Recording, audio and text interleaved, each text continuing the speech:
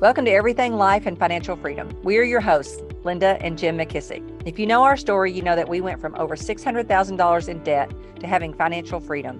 We share some of the insights and practical tips that we've learned over the last 30 years for achieving financial freedom, building wealth, and building an extraordinary life. Let's get started with today's episode. Hi, everyone. Welcome to Everything Life and Financial Freedom. I'm Linda McKissack. And I'm Jim McKissack. So welcome to our show. This is a show where a husband and wife team talk about the importance of freedoms and in particularly the importance of financial freedom. So Jim, today, I think you and I decided we would talk about, we get a lot of questions around, should I hold or should I flip? Yeah. Yeah. I've got one comment for that. We have always made money holding property, and sometimes we've lost money flipping properties. Yeah. Good point. So there's a little more risk with flipping.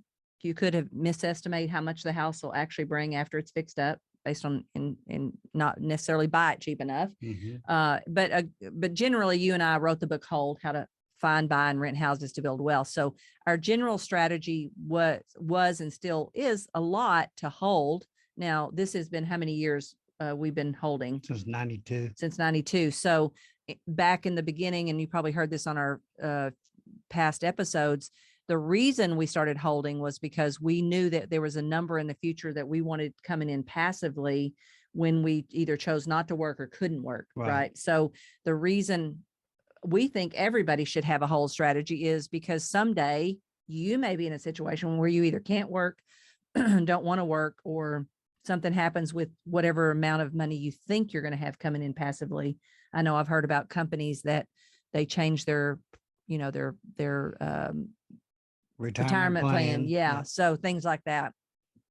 So it just is a little background there. That's why Jim and I have always really predominantly had the strategy of hold. Now, this is how many years? 92 to now. That's almost, is that 40 years? It's 30 years. 30 years. Oh, scare me.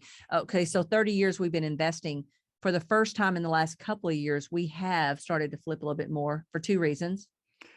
Number one is the rents number just didn't work. Yeah. And so as the property values went up and got higher and higher, and to try to finance them, over a 15-year note or even a 30-year note, it was hard to get the numbers to work.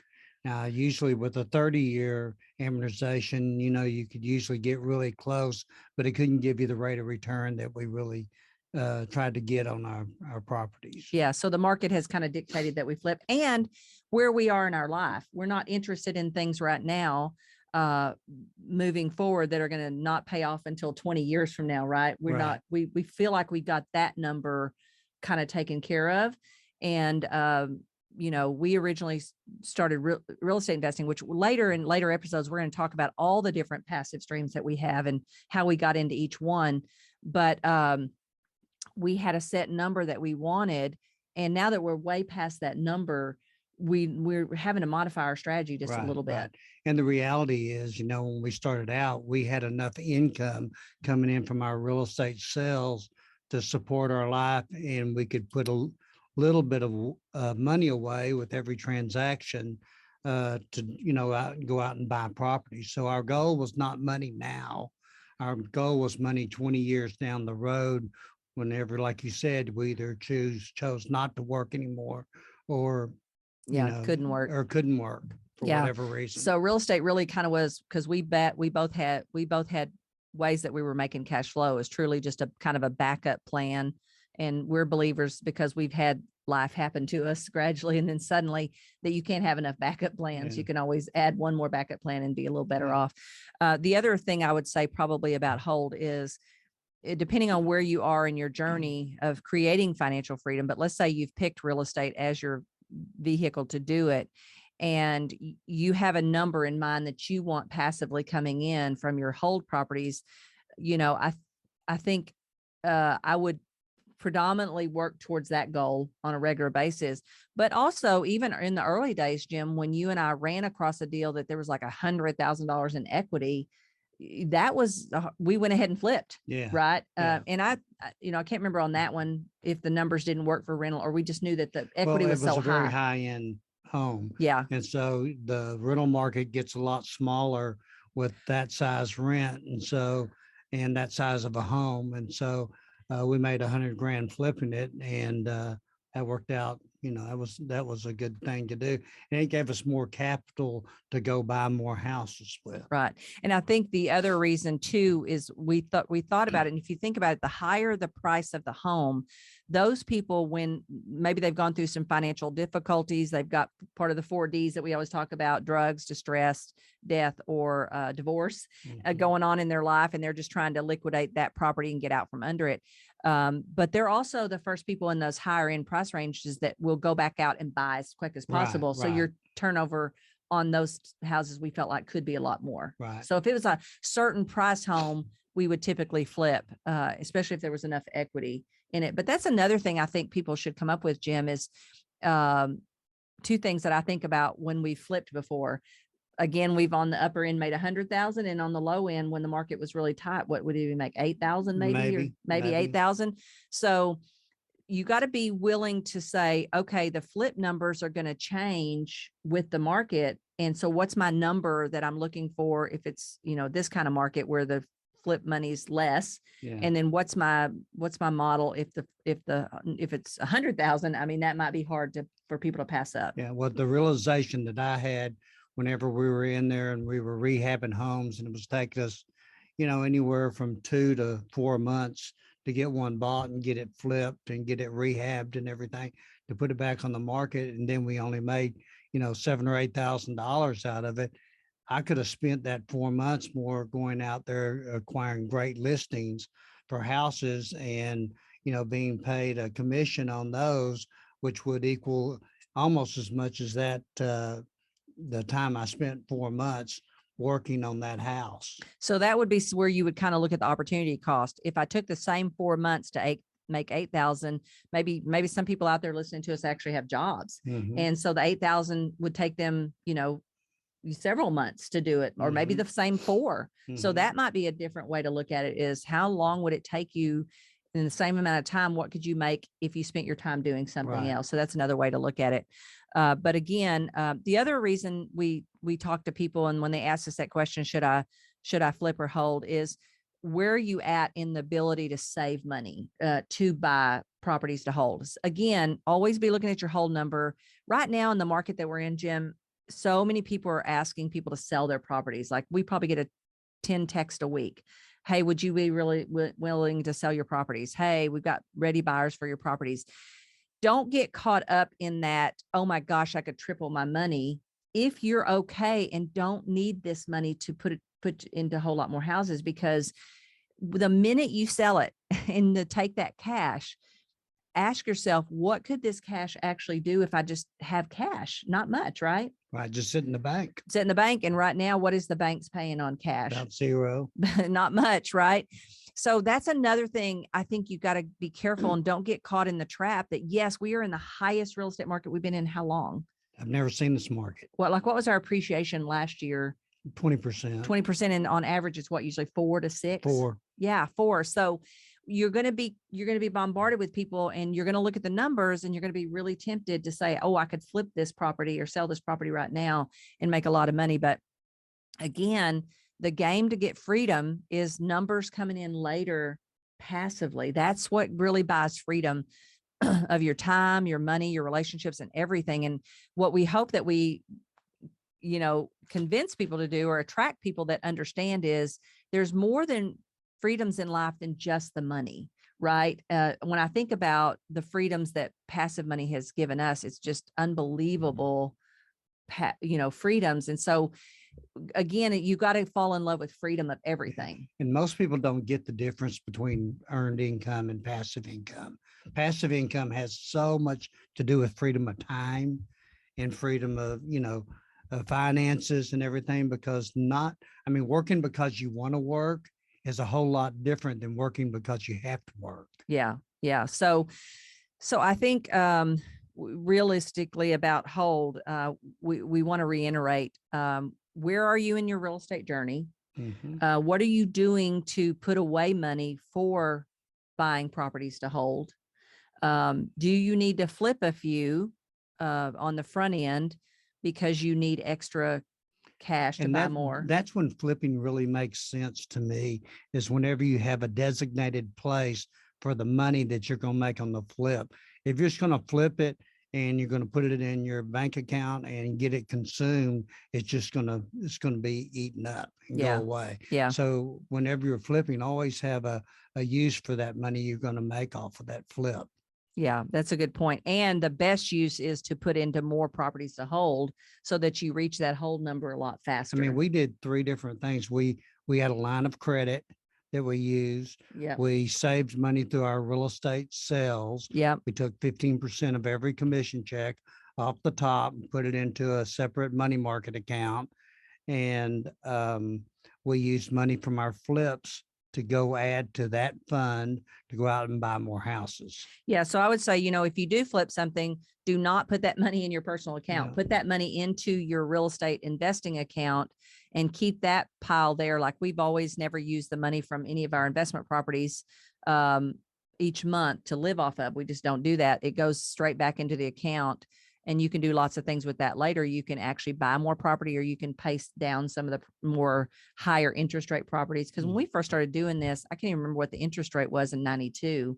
I remember some. It was around 6 or 7. Yeah, I remember some 7s and 6 and 7s. But so, that might be something you want to do as money gets cheaper. You want to pay some of those higher interest rate properties off. But the way to do that is to keep all that money in an account. Don't take any of the flip money or the hold money and, put it over into your personal account. Because trust us, if you got the DMD disease, the disappearing money disease, like we did, that money will be gone before you get to use it. And the good thing about really holding is it creates a forced savings account for you.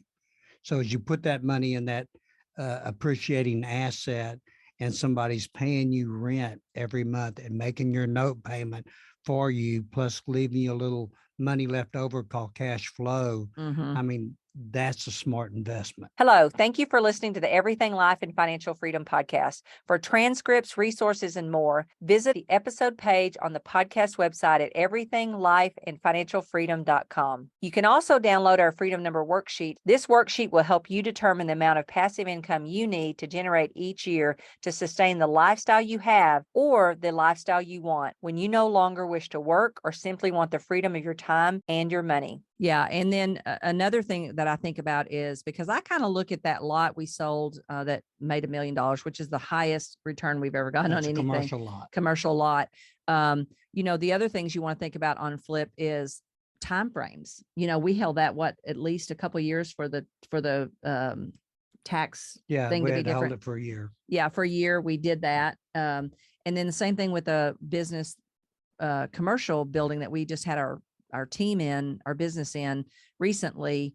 We had that one a longer period of time too. We just happened to have a, kind of a weird buyer, not a weird buyer, but a premier buyer from across the street offer us more than anybody that would have been coming off the market. It wouldn't have priced. It would have never. Well, yeah, maybe it would, or maybe it wouldn't, but it would have probably not. Yeah. But so you do kind of have to use some certain situations and decide if this situation to me is not going to, well, matter of fact, the lot that we sold and made that $1 million, it is for sale still now. Yeah. Right. So that's a perfect example of this probably is not going to come along again in our lifetime, the same scenario. Right. And the same thing with the neighbor across the street buying our last commercial building, that's a premier buyer. Right. So I think that's something you could factor in too, on whether you decide to flip or you decide to hold. Yeah. And again, we were not when we sold the lot, but when we sold this commercial building, we had already reached so far surpassed our original hold goal that it's irrelevant. And the main thing when you're looking at flipping versus holding is, remember when you're flipping and you're making that money, that's cash flow. Yeah. Whenever you're holding property and letting somebody else pay for it, pay it off over long periods of time, that's building wealth. Yeah. Because you're sitting on an appreciating asset that you actually own. Yeah. Yeah. Good point.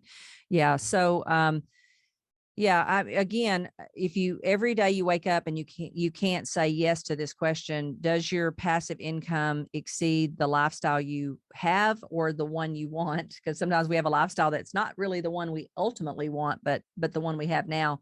So I would always say, what's the number for the one you ultimately want? What things do you want to accomplish in life? What things do you want to experience in life? What gradually and suddenly might happen or unexpected might happen in your life. Make that number to me as big as possible so that you don't miss a big deal that happens in life that could have you not having enough passive money. And then so every week that you answer, once a week, you sit down with your spouse or significant other and say, okay, what's the answer to this question? Do I have more passive income coming in than the lifestyle I want someday? And the answer to that is no. You still got more hold properties that you need to do. You know, what's amazing looking back at our story, though, our original number was trying to get to $250,000 a year in retirement funds coming to us passively, once we either chose to not work anymore or couldn't work anymore. And so that comes out to $20,000 a month, right in that range. And so looking at that $20,000 or $23,000 a month number out there,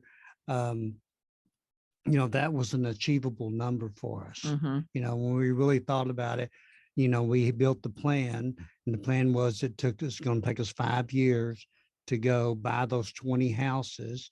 And in those 5 years, we're going to finance them over a 15-year period. And somebody else is going to pay for those for us over 15 years.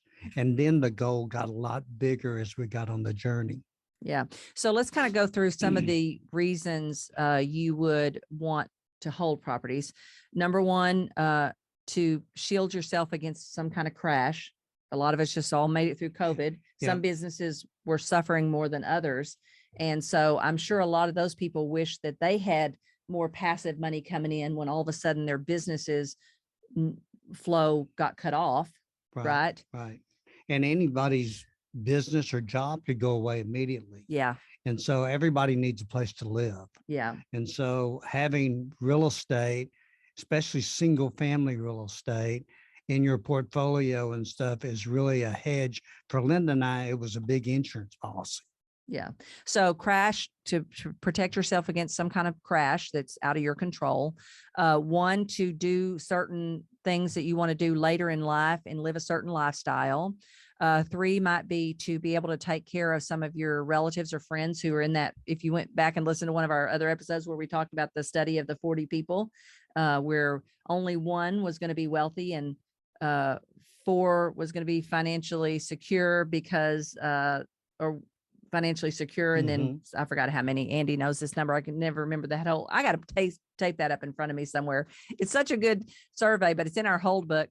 But it basically told you that if you don't do something, there's a real good chance you're going to fall in one of those percentages of 54 people who are broke and dependent on their family and friends. Right. Yeah. And so, 1 might be so that you can be the person that helps take care of those family and friends because you love them and you want to be able to step into that gap, like do some kind of pay their house off and do life estate like we were able to do. And the earlier you start, the better. The one thing about building wealth is it takes TIME.